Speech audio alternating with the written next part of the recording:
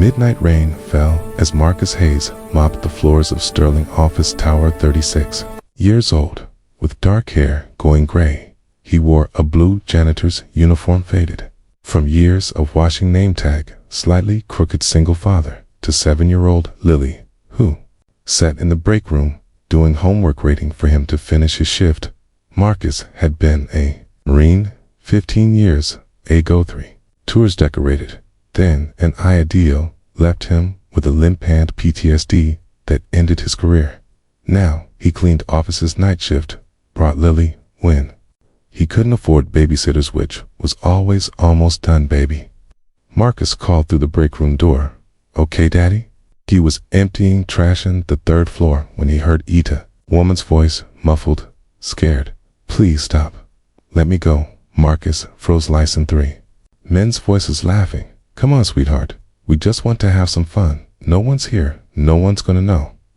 Marcus moved toward the sound executive suite end of the hall. Through the glass door, he saw them 3 men in suits surrounding a woman late 20s business clothes, trying to back away. One man grabbed her arm. Don't be like that. Marcus didn't think, just acted. Burst through the door. Let her go. The men turned, saw the janitor, laughed. Mind your business, old man, I said. Let her go. One of the men, bigger than the others, stepped forward. Or, what, you gonna stop us?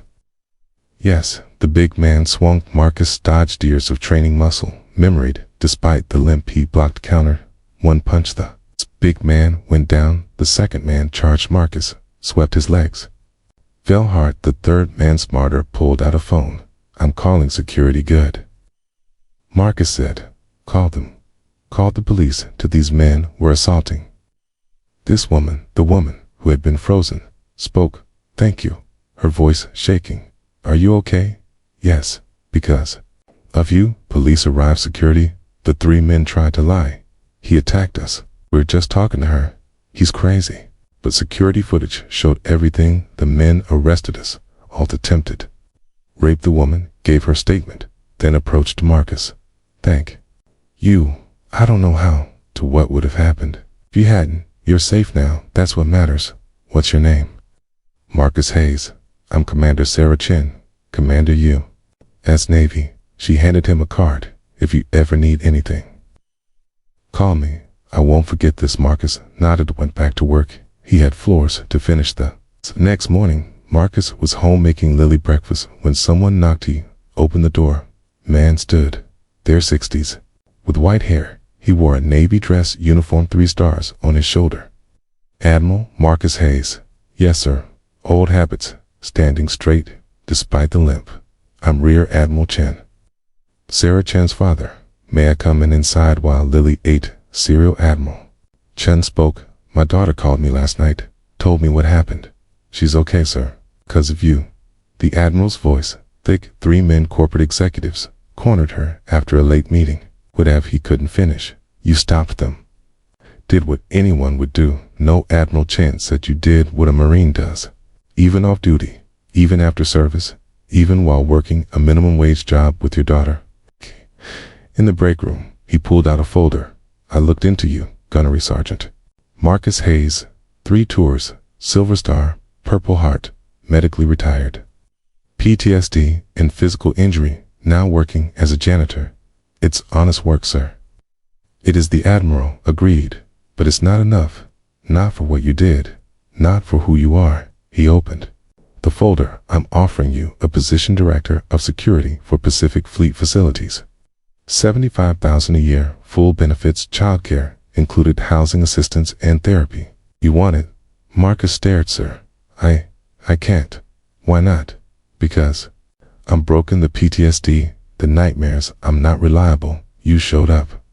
Admiral Chen said last night when 3 men were attacking my daughter. You didn't freeze. You didn't hesitate. You acted. That's not broken. That's Marine. Lily appeared. Daddy. Who is this? This is Admiral Chen. Are you a real admiral? I am. My daddy was a Marine. I know. Admiral Chen said, kneeling down. A very good Marine. Who saved my daughter last night? He did. He did. Does your daddy have nightmares? Lily nodded. Seriously, sometimes he wakes up scared, but he always checks on me, makes sure I'm safe. He's very brave. Admiral Chen looked at Marcus. He's very brave. Over the following weeks, Marcus started the new job director of security office on base, Lily enrolled.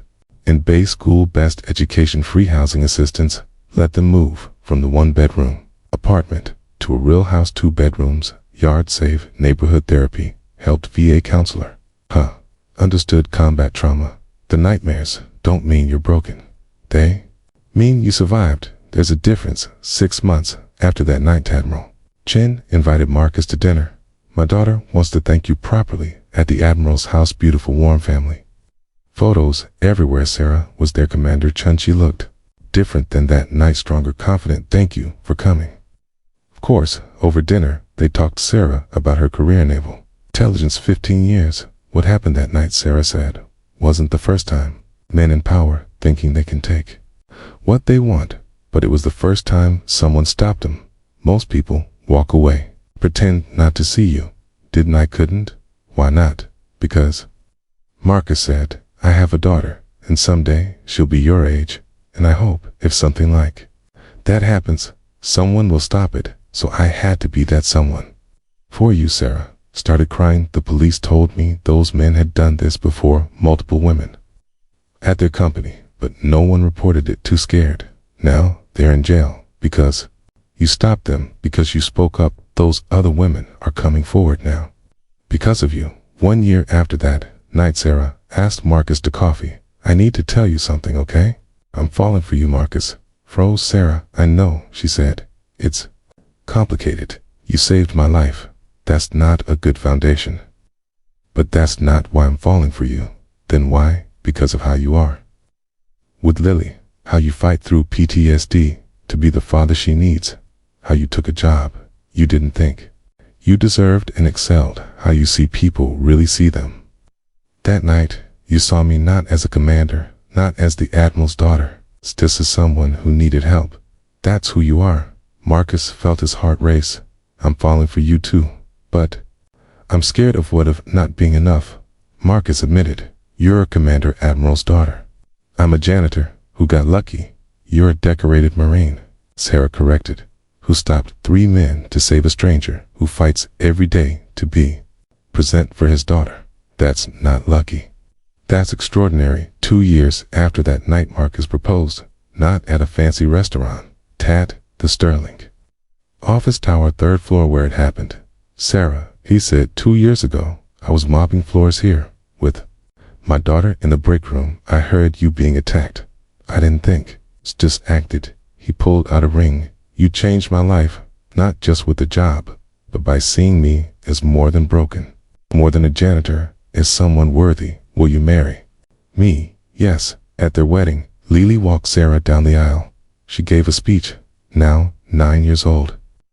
2 years ago, Lily said, my daddy was a janitor. I stayed with him in the break room while he worked. One night, he heard bad men hurting Miss Sarah.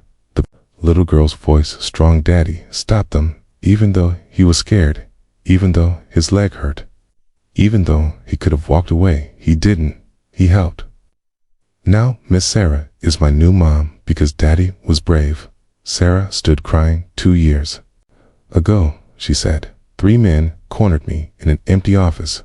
I was terrified, frozen. Then a janitor appeared. She looked at her family.